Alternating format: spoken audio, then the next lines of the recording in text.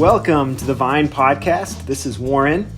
And on today's episode, we are going to talk about mental health and some of the conversations that are related to mental health and mental illnesses and how we talk about those things and discuss those things and deal with them in our culture, in our churches, our families. And so I personally think that this is an important topic, and I think also a timely and a relevant topic for various reasons that we'll get into over the course of our conversation today.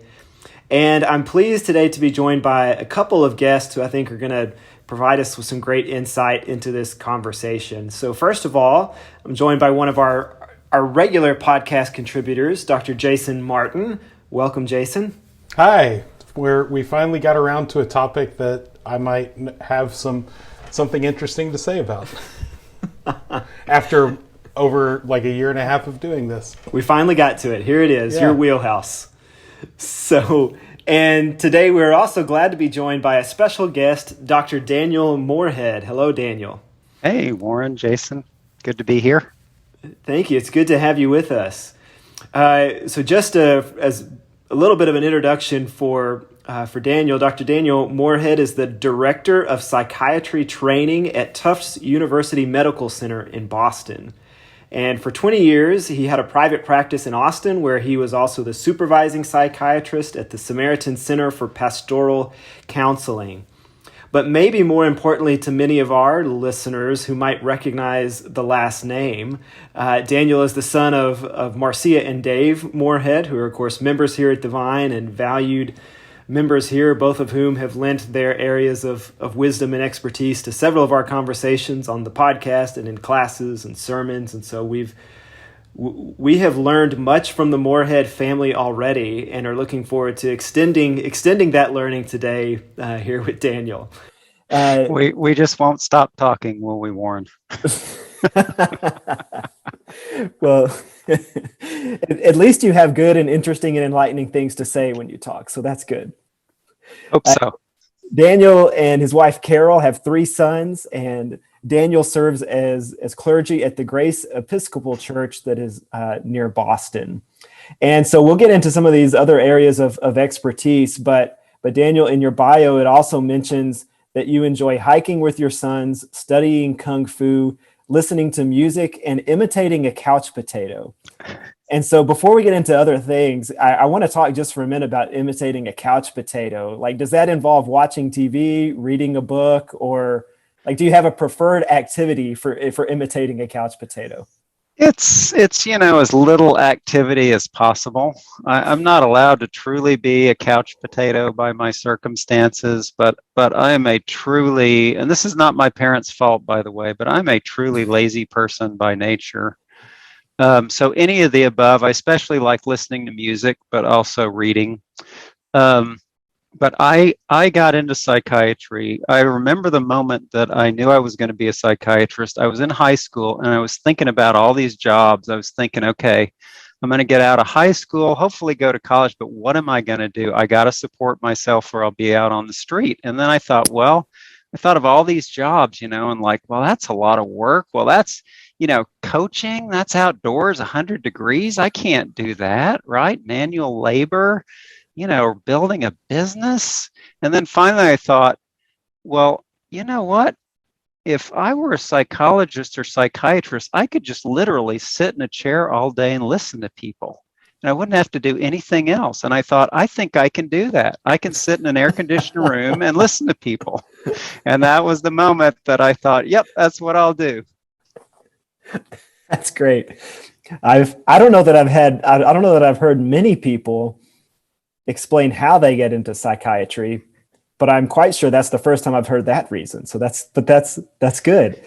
There are more serious reasons, but consciously that is literally how it came to mind. It's good. We've been talking about the parables at our church, and a few weeks ago we talked about there's a parable of the shrewd manager, where at one point in the story the guy says, I can't do manual labor. And so you reminded me of that. He's like, I'm too weak to do all this other stuff, and I'm too proud to beg. What am I going to do? So it's like, oh, I know, I got it. So that's, there's some motivating factors there for in several different directions, perhaps.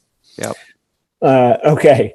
And so as I talked about wanting to have this conversation, I mentioned it to Jason, and I knew that I wanted Jason to be involved with us if he could with this conversation, just from his counseling background.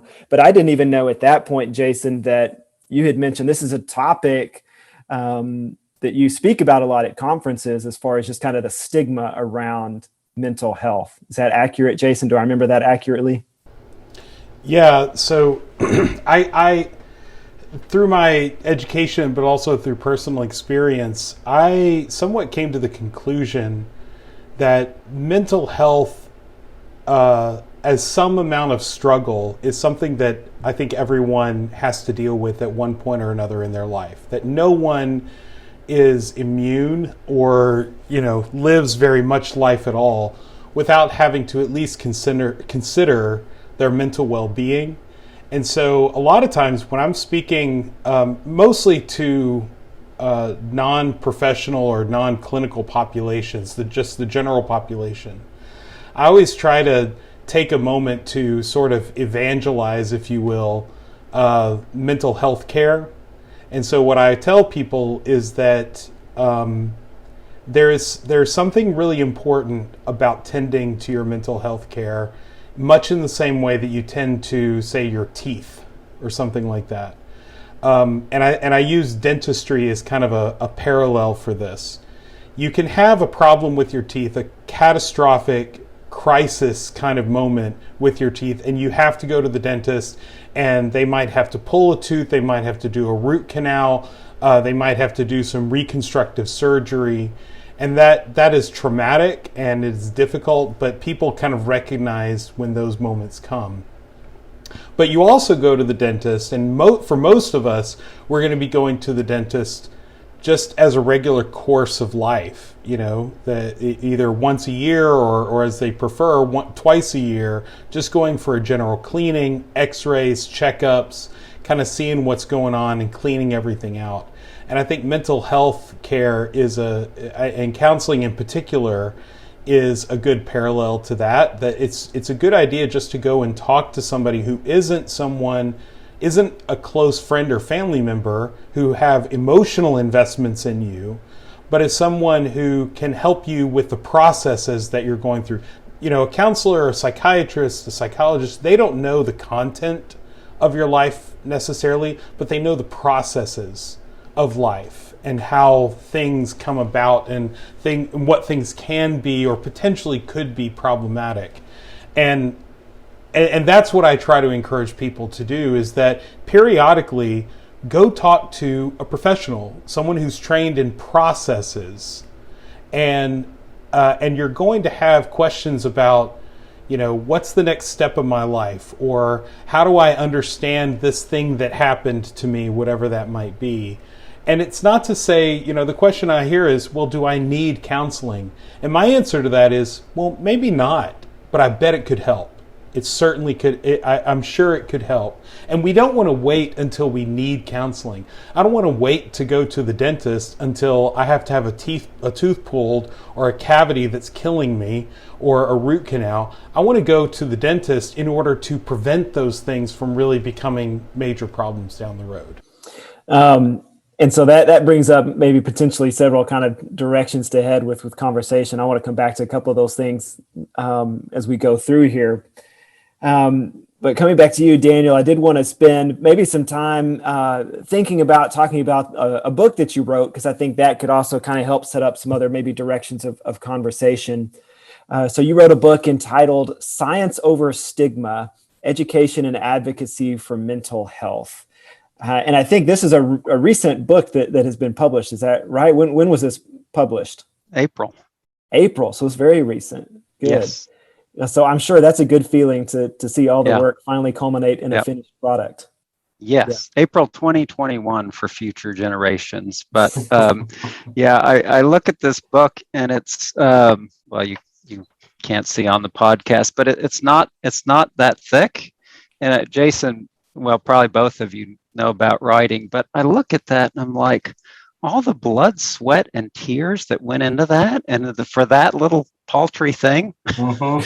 So, I've had yes. that experience recently, actually. Yeah. Like, oh my gosh, I spent so much time and effort writing this, and it looks So like a many, pamphlet. yeah, Yours hours actually looks pretty good. I over appreciate it. every word, Yeah. but there it is. It came into being. So yes. Well, it's not like it's a light subject that you could just throw No. some words at haphazardly. So, yeah, I think that makes complete sense. And so I wonder, can you start off just by telling us maybe a little bit about how the book came to be? What was kind of the genesis of it, the Hmm. inspiration of it for you wanting to undertake all that blood, sweat, Yep. and tears in order to get it together? Yep. So, amongst the somewhat deeper reasons why I went into psychiatry was, I think, things along the lines that Jason alluded to. And, growing up with my mom, Marcia, being a therapist, and my dad being a physician, interested in that stuff. But just part of the idea was I just like the idea of knowing ourselves, exploring ourselves, working on our growth, working on our relationships. I've had my own experience with getting down, with major depression and anxiety.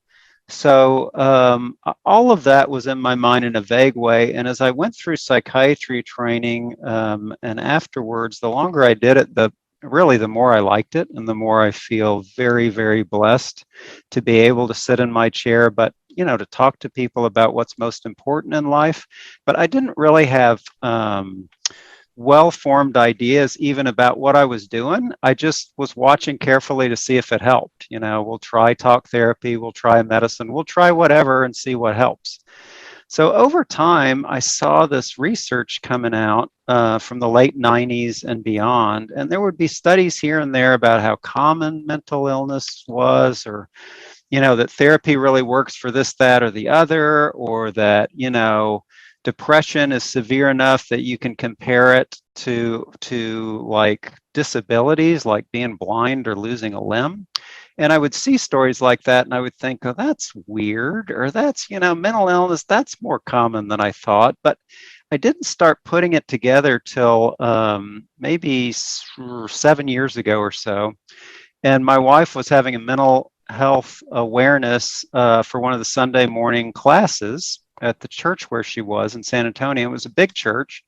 And so she said, can you say a few things just, in general about mental health and mental illness? And it just clicked in my mind. I just realized all the research from years and years and decades of research was now in place, that in a really straightforward, solid way, I can say mental illness is common, mental illness is real medically, and mental illness is treatable. And I can just lay out the case and it's crystal clear, and all these studies from all these different sources done for all these different reasons just fit together. So I was so excited, and I came and I was ready to talk, and it was a big church, and the attendance at the class event was 3 people. 3 people showed up. So, and it was like 2 of them were really late. So, and there were like 3 speakers there. So we were like outnumbering the audience. But it was still, a good talk, and something got a hold of me. And then several months later, I was asked to go they were going to do a mental health and faith event in Tyler, Texas, which I'd never been to anything like that. And, Tyler, Texas, way up in East Texas. And I said, well, of course I'll be there. How many people you think will be there? And the organizer goes, well, we're advertising pretty good, maybe 100 or maybe up to 200. I thought, yeah, that sounds right. So I show up, and at that event in Tyler, Texas in 2014, 800 people showed up on a Saturday morning, and they packed the building, and they had to turn people away because of the fire code, that they were at capacity of the building they rented. And this was it was not to hear me, obviously, but it was this conference on this subject, and there was not only this huge group, but this energy that just galvanized me. And I thought, clearly the time has come, and I didn't even know it. And at least enough people are ready for this and get this. And so from there, like Jason, I guess there's just been a lot going on. I've done a lot of speaking, most of it in Texas, but really all over the country. And, it's not always 800 people are overflowing, but there's just an energy and a readiness. And I suppose if you're a person of faith, you might see the hand of God in the way that that readiness comes together with what we can tell people on a solid scientific basis, and also what we can offer people in terms of treatment and help. So it's just really cool, and I get excited when I think about it, and that's where the book came from. That's good. Yeah, it does. It feels like, just kind of from my very uneducated perspective, that there is more of an openness to talking about conversations around mental health, mental illness, and that feels like a little bit of a shift in our culture. And so it's interesting to hear you kind of talk about it. It sounds like you kind of agree with that and are seeing that just in your own speaking engagement, practice, whatever. And and so I'm curious then to hear you say something about just how that it is common. I'm wondering if do you feel like there is more openness for people to also say, not only do I recognize the maybe the commonality of it in the public, but are people, do you think, more ready and willing to recognize kind of the potential that they as individuals, that I as an individual may have for um, maybe some level of mental unhealth or mental illness, or however you want to categorize that. Does that make sense? Because it seems like Yeah. maybe that could be a shift, that not only do I recognize the opportunity for it outside of myself, but I also recognize it more Hmm. inside of myself as Yeah. well. Yeah. I would be very curious about what more of what you see and what Jason sees in this regard too. But I experience there's kind of a disjunction or separation from people's levels of understanding or engagement with this. Um, you can't really know anything, as I find out as I get older, but as much as we can know things, we really have like great information on how common mental illness is, at least in the US. I mean, really, really huge, studies, multiple studies. The government repeats a giant study every year with thousands and thousands of people. And the numbers always come in the same, which is the number you hear is 1 in 5 every year. And that's right, except the government started leaving out substance abuse for some reason.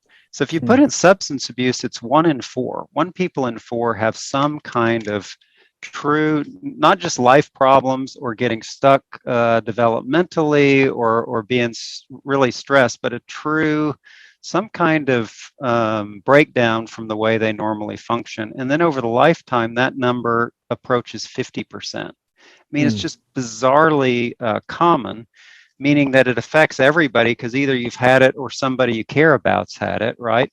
Right. But then as our culture, I think, really does take this in, and it's sort of people get that it's the right thing to say, right? That, oh yeah, mental health problems, they're real and we need to support people and it's okay and no problem with it at all. And I'm very accepting of it. It doesn't look like a lot of our behaviors as a culture have changed Hmm.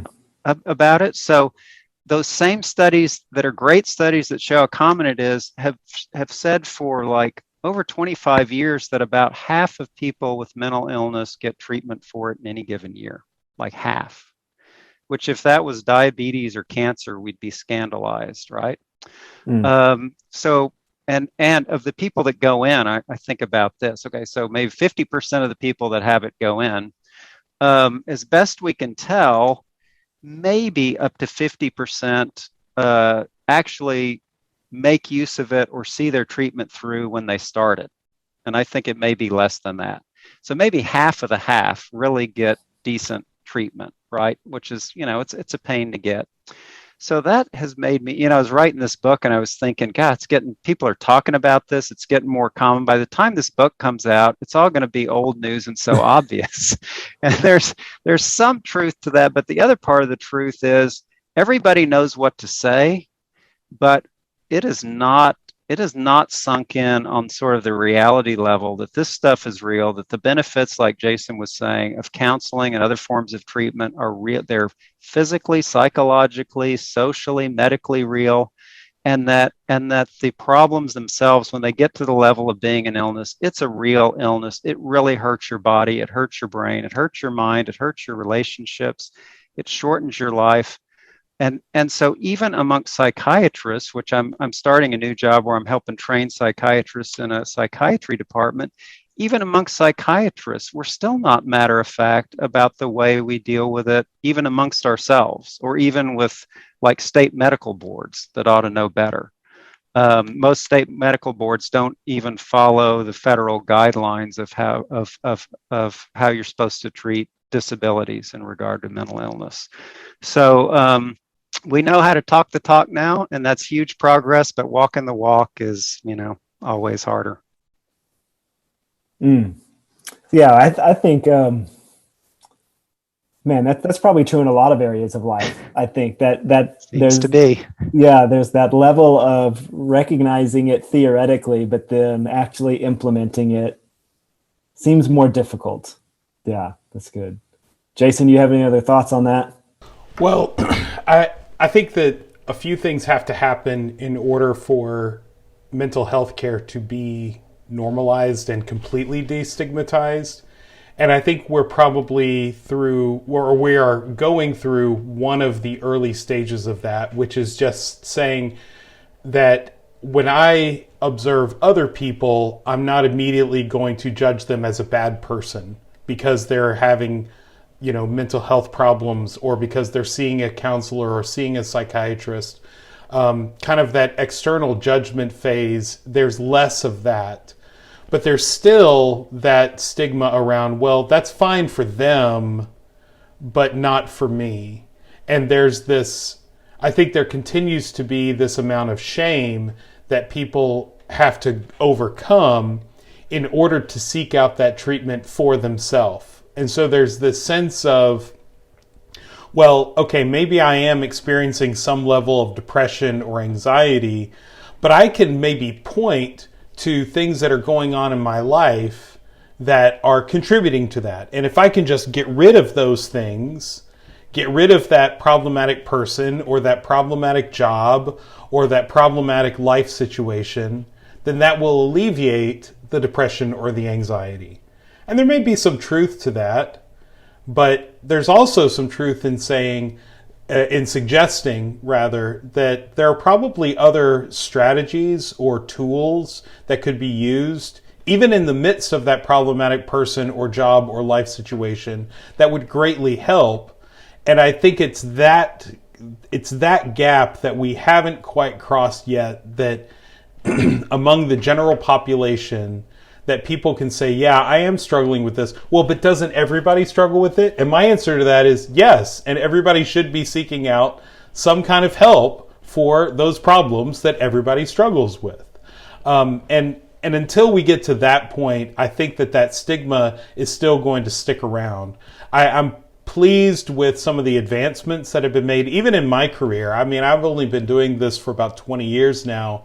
And just in the course of those 20 years, I've seen a fair amount of progress in terms of destigmatizing mental health, but I see it mostly in terms, like I said, of being more accepting and less judgmental of other people who are seeking out mental health care, rather than a readiness and a willingness for me to seek it out, for the individual to seek it out. There's been some of that, but not nearly to the degree that I think we still need to see. Yeah. Can I piggyback on that? Yeah, go ahead. That'd be okay. Totally agree. And also it brings to mind, I like the analogy of the dentist and taking care of your body. It makes me think of exercise, right?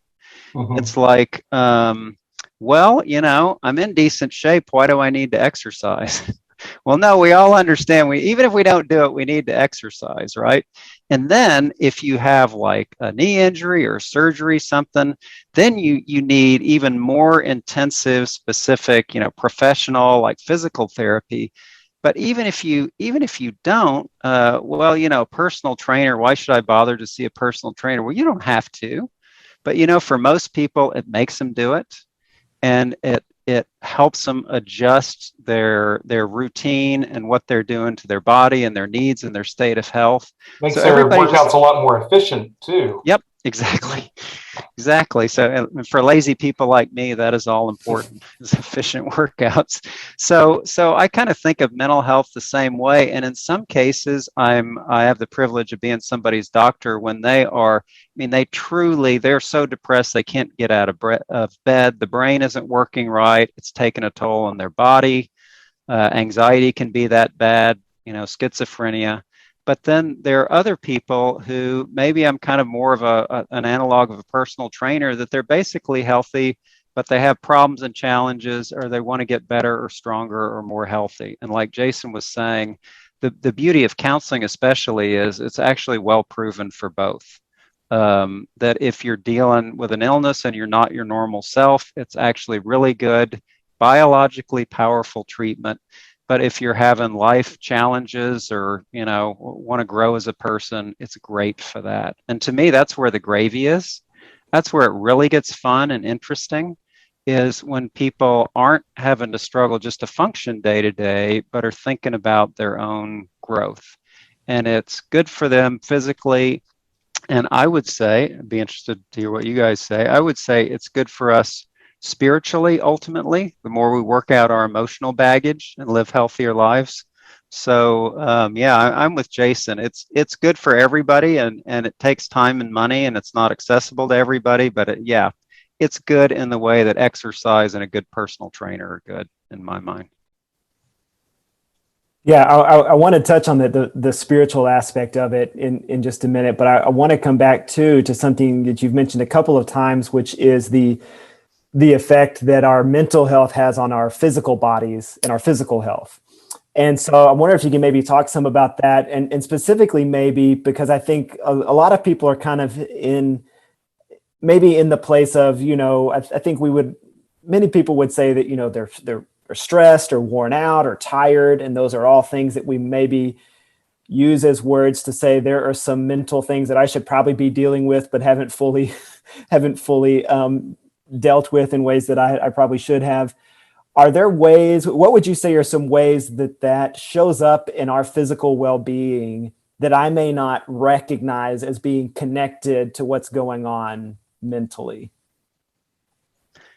So you're unleashing the beast here, because it's hard for me to stop talking about things like this, mainly because I can't get over it, how intricately interconnected we are as human beings, right? The spiritual, the mental, and the physical, and the social. But okay, on one level, all right, stress is normal, right? We're supposed to be stressed in stressful situations. But severe chronic stress will take a huge toll on the body, right? Blood pressure's higher, inflammation gets and stays higher than is good for us. Stress hormones like cortisol get higher. Those make most people gain weight over time, although some people lose weight. So it has big long-term effects. It's been well studied since I was a kid in the 70s that chronic stress has effect on your heart health over time and your risk of heart attacks.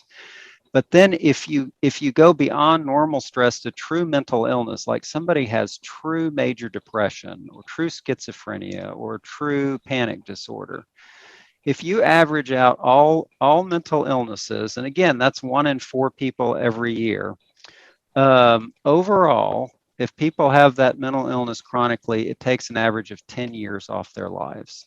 And in severe mental illness, it's closer to 20 years. I mean, it's staggering. And some of that is suicide, but most of it is not, because it also turns out all those effects on your body, like the cortisol raising your blood sugar and the stress and the inflammation, messing with every other part of your body, people have more risk for heart attacks, more risk for diabetes, maybe not more risk for cancer, but they do worse with cancer if they've already are dealing with mental illness. And so, meaning here's a couple of examples. If you have chronic major depression, that bumps up your risk of diabetes by 40% right there. If you have heart disease already, but then you get depression on top of it, your risk of dying of a heart attack is doubled. And so some researchers have said it may, not totally proven, but it may be comparable to smoking as far as how bad depression is for your health. And they're, anxiety, bipolar, schizophrenia, they all do that. And we know that to the extent that they've been studied. So these things are no joke physically, not to mention how mentally impairing and anguishing they are. Yeah, I was just thinking about how any depression and anxiety always manifest themselves physiologically in some way. If one of the first questions that we always ask people who come in to talk about anxiety is, where do you feel it? Where do you experience it?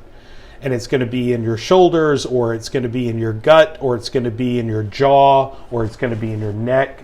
And same with depression, that a lot of people are going to feel their depression physiologically in some way. And if you're feeling it in a physiological way, then that has to tell you that it's having a physiological effect. Because if I have this chronic, consistent, ongoing anxiety, and that means that I am always having these muscles that are reacting and acting and reacting in concert with my anxiety, then those muscles are getting a kind of workout that they would not be getting otherwise. And in many cases, that's going to be in most cases, that's going to be a bad thing. That it's being worked in a way that it's not going to be worked otherwise. And with things like depression, of course, depression is going to influence my motivation. It's going to influence my energy level. And it's going to impact how I choose to take care of myself. So just as for instance, I'm going to be much more likely to eat foods and to maybe even overdrink and drink alcohol to excess if I'm depressed. That is something that is more prevalent among people with depression than who do not have depression. And so that's going to contribute to my health and well-being. With anxiety, I may be looking for ways to distract myself from anxiety and maybe engaging in behaviors that are not entirely healthy, that are going to contribute to, or that may serve to temporarily distract me from my anxiety. And so that's in addition to a lot of the physiological effects that Dan was talking about, is just the way it contributes to lifestyle decisions and habits of lifestyle that can be really problematic. And so if that's kind of some of the physical ramifications, I know, Daniel, you also mentioned kind of this spiritual aspect of it. And so we are a podcast through a church, and so let's kind of approach that aspect of it from a believing Christian kind of standpoint. What do you see as the ramifications there, and is there a spiritual formative aspect of paying more attention to our mental health and well-being? So, who knows all the answers about this subject? Perhaps Jason does. I know I don't. Not at all. Not at all. But of course, I have lots of thoughts, because that's it's at the center of my life. Mental health and also spirituality and my faith. And there's also, I think, mind-blowing research in this area too.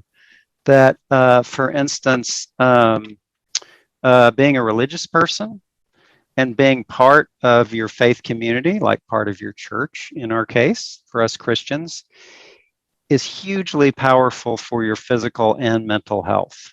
People live longer, they have less disability, they're less vulnerable to all kinds of physical and mental illnesses, including heart health and blood pressure, but also major depression and addiction and anxiety. So okay, why? Well, the knee-jerk reaction, and I think why for a long time these studies, and there's thousands of them that have piled up now, but these studies were resisted for a long time because it sounded like saying, oh, it's like some miracle. It's like God says, you went to church, and Warren, you're a good boy, so you are not going to get that cancer. This bad person who didn't go to church will get cancer. But that is not what they are actually researching, and that is not the thought behind the research. The thought behind the research is if there's a religious thought, it's, well, maybe we're made to be in a certain kind of relationship with God and each other. And maybe if we do that, that goes with what we are made to be, and that religious life and spiritual life has all these elements in it that are just good for you on every level. It's saving your soul, but it's not just saving your soul, right? And so there are studies, not enough of them on prayer, but there's an interesting array of studies on prayer, and then a lot more on meditation, which is kind of a fad right now in mental health, but that show that when you do those things, it's good for your stress level, it's good for your blood pressure, less stress, you're more optimistic, you're less irritable, you focus better. I mean, the list goes on. And that's prayer and meditation. And I suspect, although I don't know that it's proven as directly, that worship is the same way. I come to church. Usually I'm stressed when I get there, because I had to, get up and get ready. And if I got family to get there, I'm really stressed. It takes me a while just to calm down, but eventually I'm just sitting there. The music's washing over me, the prayer, I'm slowing down, I'm decompressing, and I'm getting less stressed, and I think about what's really important in life and how much I have to be grateful for, and what's really a good, happy, healthy life.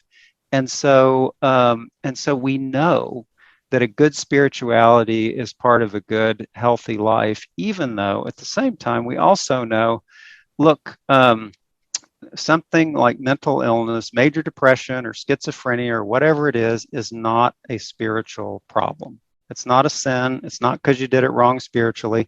Everyone gets sick. Yeah, your chances of getting depressed are lessened by having a spiritual and religious life, but everybody gets sick.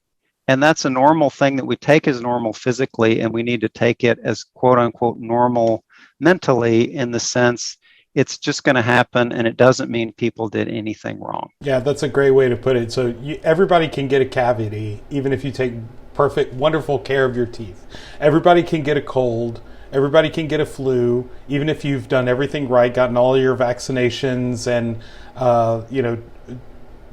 wear a mask, and you've done everything you needed to do. You can still get sick. You're right. I think the only thing I might add to that additionally is that there are a lot of benefits that we gain from our faith life, particularly not just from our engagement with a religious community, although I think that that's very helpful. Honestly, I think my continued and ongoing connection with my religious community is directly tied to the fact that it helps build me up, not just spiritually, but emotionally and mentally as well. That's a major component to why I feel like remaining part of a religious community is very important. But also the things like that we learn and that are reinforced in being part of a faith life. So, we had Richard Beck come and speak to our church, before the pandemic, and one of the things that really struck me and that I've really taken to heart is, and this is something I knew cognitively but just hadn't really put together, is the notion of gratitude and how important that is for our mental health. For the greatest predictor, or the greatest strategy, if you will, to achieving happiness or joy, however you want to define that, is gratitude. That people who are grateful are more likely to just have a positive outlook and a positive experience in life. And I don't know a better way to develop gratitude than through the faith that recognizes that everything we have comes from God. That kind of gratitude is directly tied to humility, which is also another in proportion, a positive contributor to mental health and mental well-being. And I don't know of a better way to really develop those skills and develop those traits of gratitude and humility, and as well as those aspects of self-care and really knowing that you are beautifully and wonderfully made and you are loved by God. I mean, all of that kind of stuff in my mind is not to say that it's exclusively gained through faith, but man, faith is a huge component to be able to develop those traits.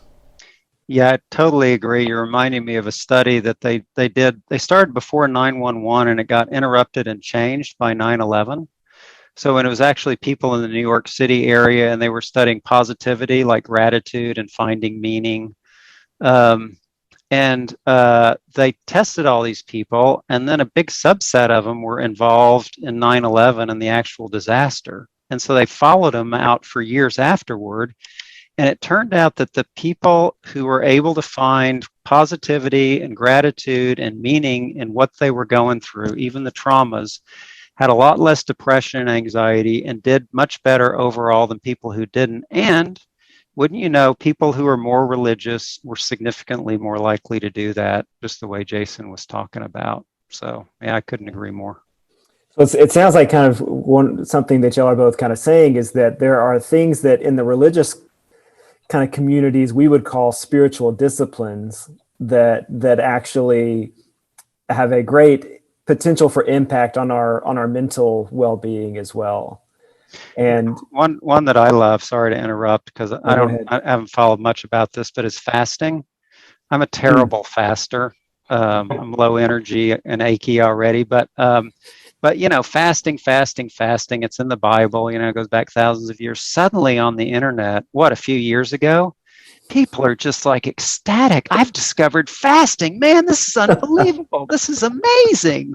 And there's this mania for fasting, like that we've had for thousands of years. But we discovered it. Yeah. For mental health benefits, like people fasting having nothing to do with, spiritual purity or anything like that. It has everything to do with the mental health benefits to it. Yeah. Yeah. Well, as each of you were talking about gratitude, it reminded me that that's something that Marcia has actually helped me to see the benefits of. But, Daniel, as you were saying earlier, we sometimes we know things cognitively, but struggle to put them into practice. And that's certainly one of those things that I do well with that in spurts and in seasons, keeping a gratitude journal and kind of focusing on things like that. And then something will interrupt that routine or that habit and I'll fall out of it.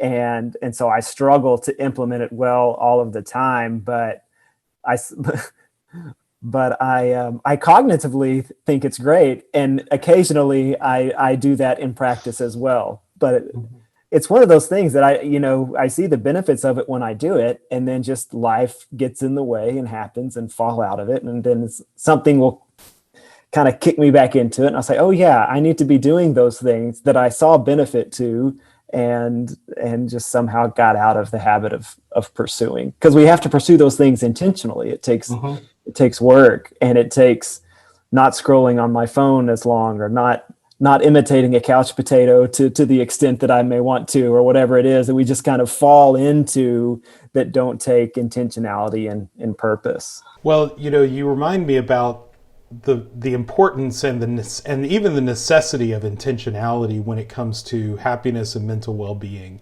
I think a lot of people assume, well, if I just live my life and good things happen to me, and then I'll feel good about them, and bad things will happen to me, and bad things will happen, and I'll feel bad about them.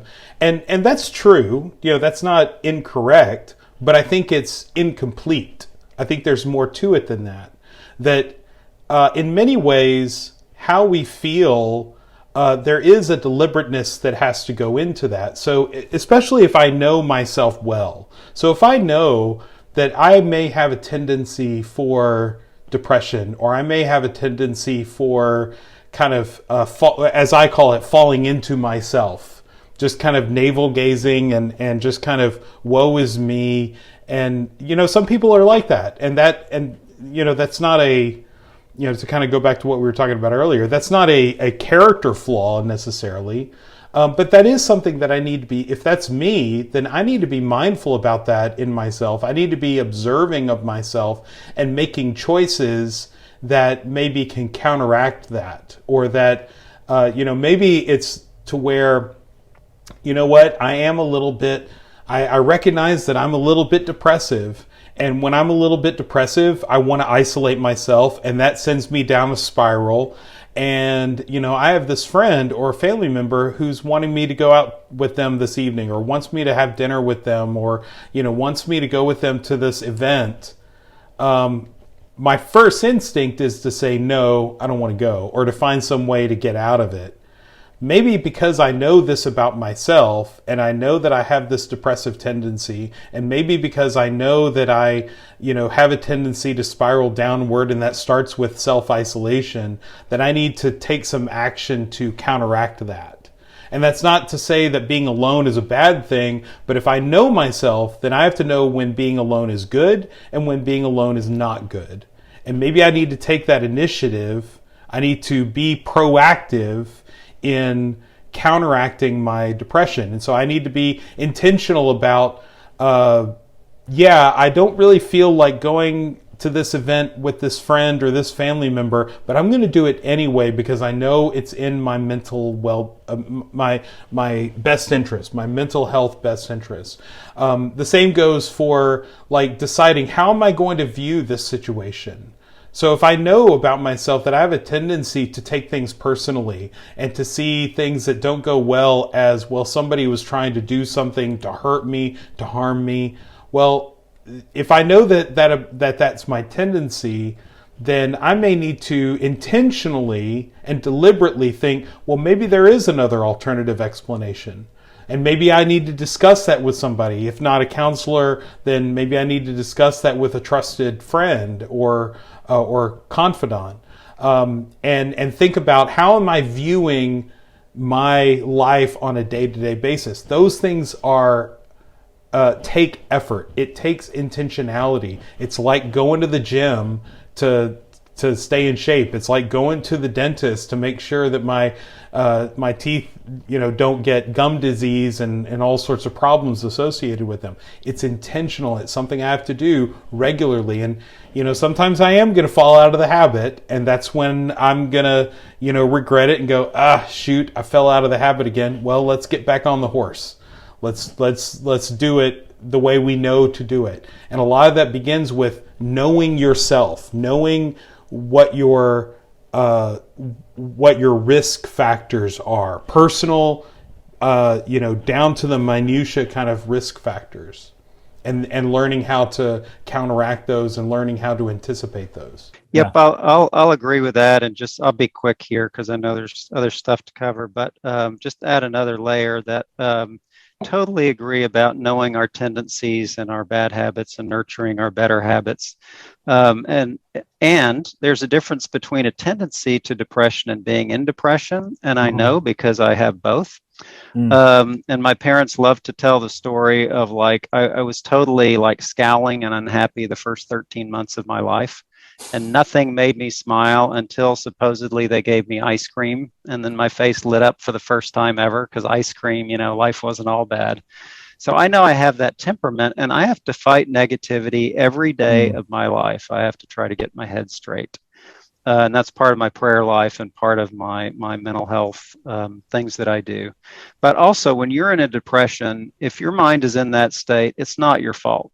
Your mind is in a state where you can't will yourself out of it.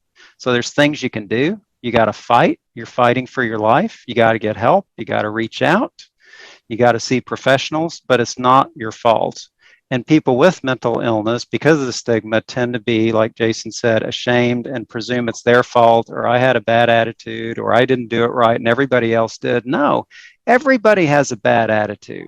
Everybody's got to fight a bad attitude in their own age, in their own way. And the fact that you got mental illness doesn't mean you had a worse attitude than somebody else, but it does mean you got to be all over your attitude, because you can't afford to have a negative attitude all the time.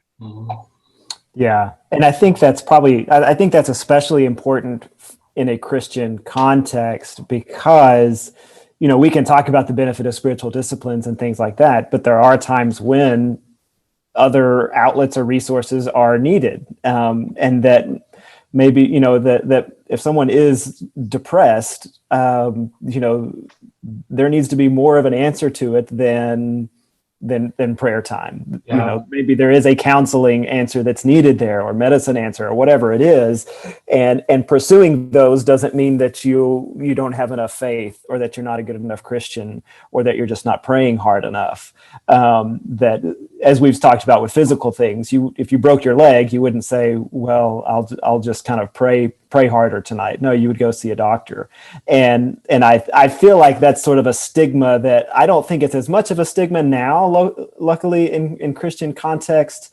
But if there is one, I think that's where we still need to encourage people to that pursuing help and pursuing other resources doesn't mean you are somehow lacking in faith. And I think it's also a reminder to be sure to extend grace to other people, because we don't know whatever. I always think about years ago, I was at a different church in a different capacity, but I was leading this effort and was relying on volunteers to help me with this initiative.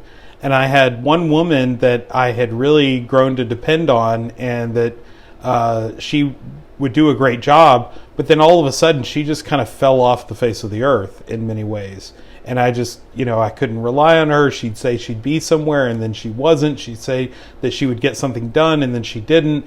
And I got really upset and irritated, and just like, well, what is, I need, you said you were going to do this and you're not doing it. So what's the deal? Well, turns out she had struggled with depression and was in the middle of a pretty severe depressive episode, and I didn't know that, of course, but a few other people around me did, and that's how I came to find out.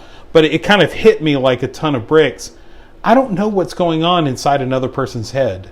I don't know what's going on inside another person's body, especially if, and this is the kind of woman who, they always have a smile on their face, and turns out it. A lot of times she was masking a lot of what she was going through, and I felt just very convicted in that moment that privately I was judging her and I was getting irritated with her, but if I had only known what she was really going through, that would have made a big difference. And the fact of the matter is, we're never always going to know. Especially if you're looking at what people post on like social media, Facebook and Instagram, people are usually putting their best moments out there. And so we always have to, and that kind of showed me, I have to always be willing and eager to extend grace to people, and to always take a step back if I assume to know what their quote unquote deal is, because there's very often when I don't. And so because of that, we have to be more gracious and forgiving and loving towards people, whether they're struggling with mental health issues or not, because we never know what their circumstances are. We don't know what their life has been like up to that point.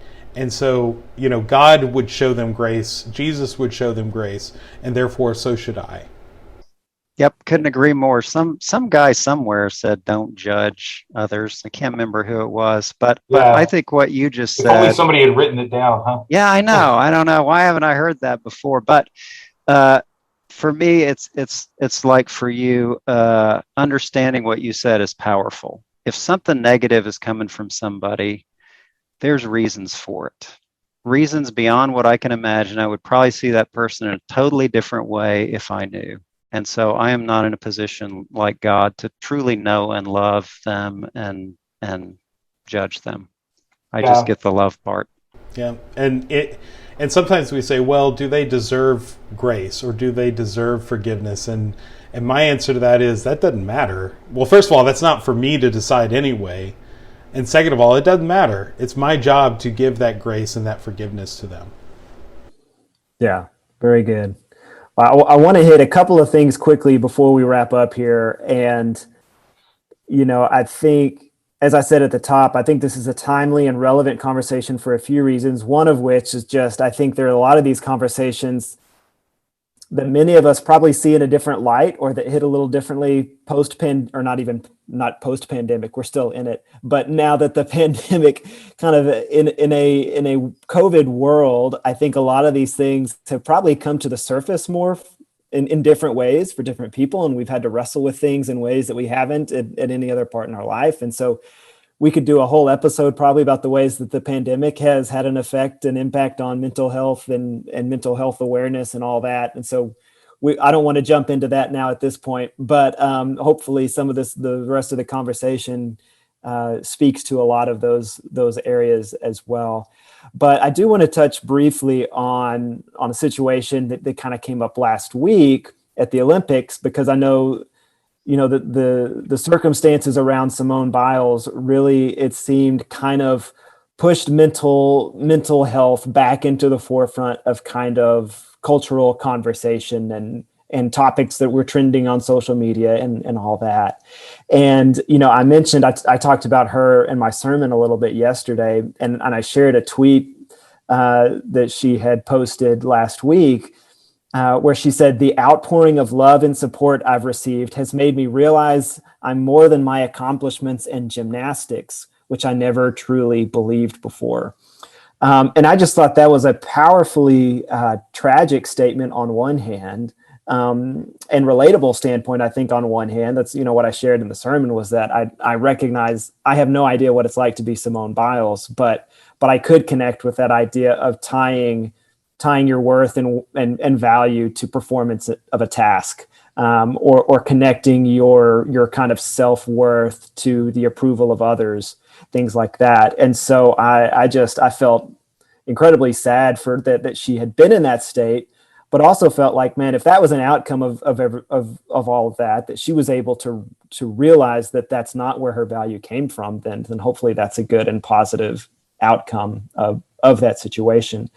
And so I'm curious just to kind of spend a little bit of time there, because I think, we've been talking about how culturally, how things like mental health and mental illnesses are discussed. And I think we've kind of seen, all of that over the course of the last week, as people have discussed everything she went through and the responses to that. And I did personally feel like, while you do see a lot of negative responses, it did feel like there were a lot of understanding and empathetic and positive responses. And I'm glad that she felt that way and felt that there was an outpouring of love and support. But I'm curious just if either of you had a kind of thought of what you've seen from her, or the response to her, or anything that's kind of gone on surrounding Simone Biles and all that over the last week or so. I tell you, these, oh man, I've tried to just sign off on so many of our public controversies, because first of all, nobody's really waiting for my opinion until they form their own.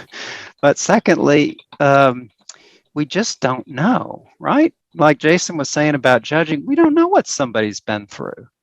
And we don't know where somebody's really coming from, and we can't judge from a few quotes or seeing somebody on TV. And all we can do, I think, is try to have compassion. Like, what if for my whole life, how I would be judged for my success came down to 2 weeks and how I performed as a young person.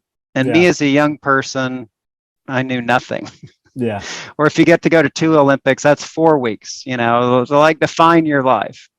I know I couldn't handle that kind of pressure. And so I'm not in a position to judge anybody. And then furthermore, then I looked up the interviews and I'm like, well, what is she actually saying? So I asked my wife, who's in ministry, who keeps up with this more. And so she sent me transcripts of the interview. And I read the transcripts and it's like, well, what is she saying? I mean, she's talking about, her mentality and mindfulness. But I, as much as I could gather, she was trying to protect her privacy, which I think we should always support people in doing, no matter how famous they are. And then she was just saying, I needed to do this for my mentality. And if it was a mental illness, then that gets into the realm of can't. Your brain and body just aren't in their normal state. And if it's not, if it's severe stress and something she needs to do to protect her health, then again, I don't know how you can blame somebody for it. Mm-hmm. And if it's a case of somebody just blowing things off, that would be a problem. But again, it's hard for me to imagine, hey, you work your whole life, Right. literally, every waking moment is centered around this. And okay, now here's your chance. Never mind. It's just hard for me to imagine that. But, I Right. don't know. Yeah, very true. Yeah, well, that was, I'd been thinking about having this conversation as a podcast episode for a while. And then when that happened last week, that was the kind of impetus for me to say, all right, let's do it. Let's do it now. Cause I think it's a conversation that we need to be engaging more openly anyways. And so I thought this may be a good time to do so.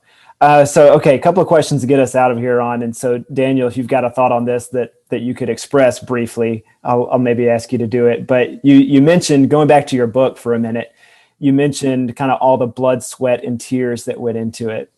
Was there a part of the book or kind of a topic in the book or anything that you found brought out the most blood, sweat, and tears? Like, was there part of it that was just the most difficult either to write or research or anything like that as you went about putting it together? Well, yes, whatever page I was on at the time.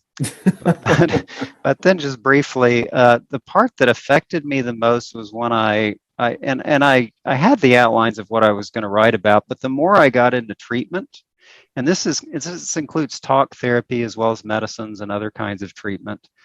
We have this image of doctors, like you get a broken leg, they set it and put a cast on it. You get a cut, they sew it up and fix it. You get an ear infection, they give you antibiotics. Boom, that's being a real doctor. And we don't really have cures for mental illnesses. So we're not, is this real medical care when you see a therapist or a psychiatrist? And the answer is yes, because I realize we're comparing to apples to oranges. We're not comparing. These mental illnesses are chronic illnesses, right? And that doesn't compare to a cut that gets sewn up. That compares to like having heart disease or having diabetes or having high blood pressure. So you know what? We can't cure high blood pressure. We can't cure heart disease. We can't cure diabetes. We can't cure asthma. We can't cure all these chronic illnesses. But when you line it up and look at it medically, the treatments that we have, medicine, but just as much talk therapy, they are as effective for chronic illnesses as any other specialty.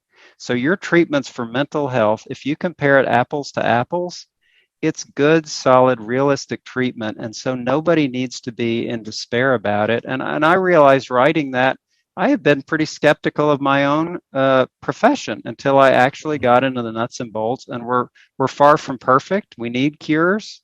But again, compared to other parts of medicine where people don't say, oh, what's the point of getting my diabetes treated? They can't cure it.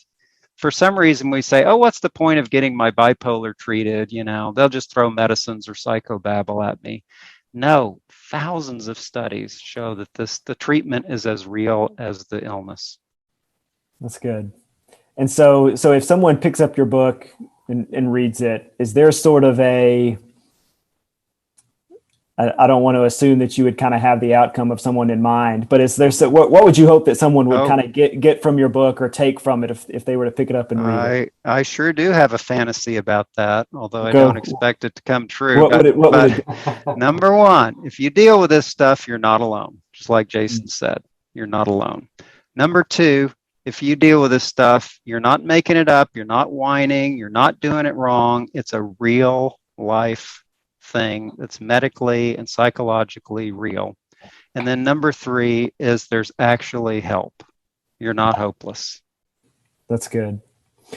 And to close us out today, I want to talk, well, first of all, so if someone wanted to buy your book, is there, I know it's available on Amazon. Is there a preferred place that you would send them to purchase your book? Wherever they can get it. And it's boy, I shouldn't say this, but it bothers me that it costs more money than I wanted it to because it's a professional publisher.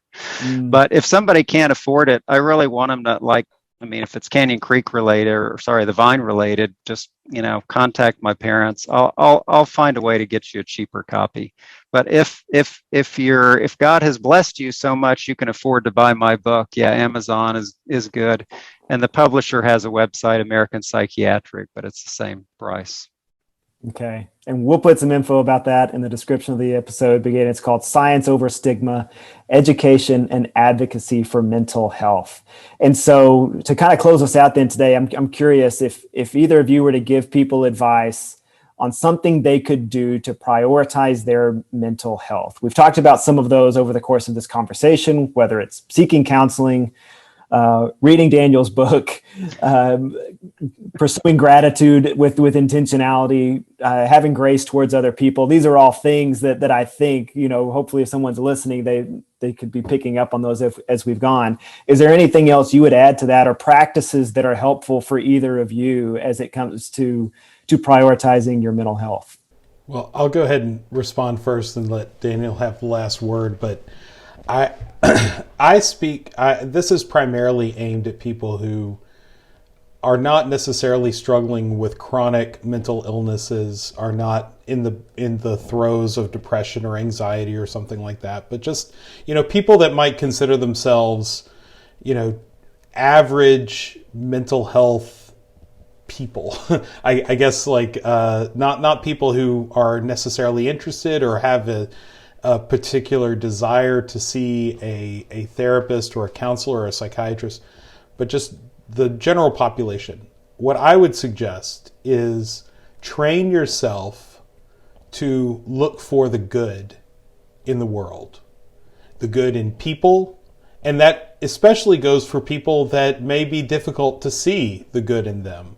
But look for the good in situations. When you're in a problematic or a difficult situation, how can I use this for good? I think Jesus did that a lot. He often looked for the good in people. He looked for the good in situations.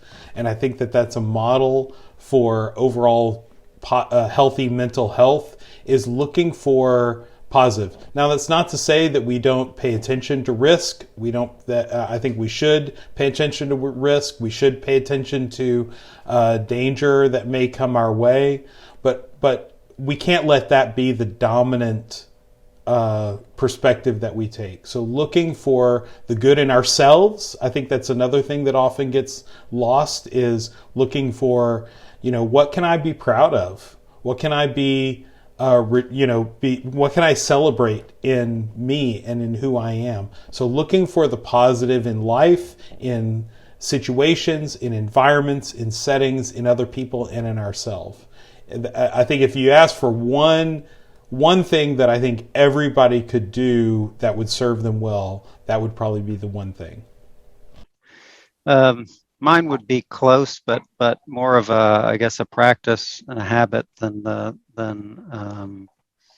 anything specific that goes into it. But mine is for physical, mental, and spiritual health. Mine is quiet time every day. Just sitting and being with ourselves and being with God alone, and not having a bunch of words, not doing hardcore study, maybe reading a verse or two and just sitting with it, or saying a psalm and sitting with it, or just being with God, or saying the Lord's Prayer and waiting a while, where we slow down and let ourselves slow down and open up to whatever God's agenda is. And I don't know why that's so powerful. I mean, I know a lot of little reasons, but I don't know the big reason. It feels like I'm doing nothing or wasting time, or I'm doing it badly because my mind's bouncing around everywhere. But I don't think there's any practice or habit to have that will change life like that one, and will set us up for what direction we need to go and what attitude we need to have to change whatever else needs to be changed. That's good. It feels like we're being unproductive, but in reality, it's doing something very productive within us. It's the difference between what is urgent and what is important. That kind of thing is very rarely, maybe never, urgent. but it is extremely important. And we have to tend more intentionally pay attention to those things that are not urgent but important, because they're the things that are easy to lose, and we suffer when we lose those things. Yeah, I've often said we wear busyness as a badge of honor, and we want people to know how busy we are, how packed our schedules are, how productive we are. But a lot of these things do boil down to slowing down, to being intentional about some of this stuff, and I hope that in some ways the pandemic has helped us to do that. I think at its best, it has helped some of us to slow down, but maybe not with intentionality, and maybe not in ways that will last. But hopefully it has at least encouraged that within some of us to pay attention to that. Well, Daniel, I really appreciate you taking this time with us, and it's been great to get to know you a little bit and to hear your perspective and your expertise on this area. So thank you for taking some time to spend with us today. Hey, my pleasure. Great to talk to you guys. Yeah, it's been a pleasure for us, and thank you, Jason. Of course, you as well. But I get to talk to you all the time. So yeah, well, this, like I said at the beginning, this is a topic that I feel a little bit more prepared to speak on, and something I mean, we've talked about things that I feel passionately about, but this is definitely one of those topics that I feel passionately about. And well, I'm glad that it worked out for you to be able to join us as well. So. All right. Well, Daniel, we typically close out in prayer, so I'm gonna close us to bring our episode to a close today. So let's pray. Our Father in heaven, we are grateful for your love for us, and for the ways in which you work in our lives, and for the ways in which you have equipped us to be intentional about our well-being, about our mental, our physical, our spiritual well-being. Help us, God, to see the ways in which we can best live into to the best versions of ourselves that you have called us toward. And God, help us to not only be aware of the things that we could do, but to pursue those, whether those be spiritual disciplines, whether they be conversations with those around us, conversations with the counselor.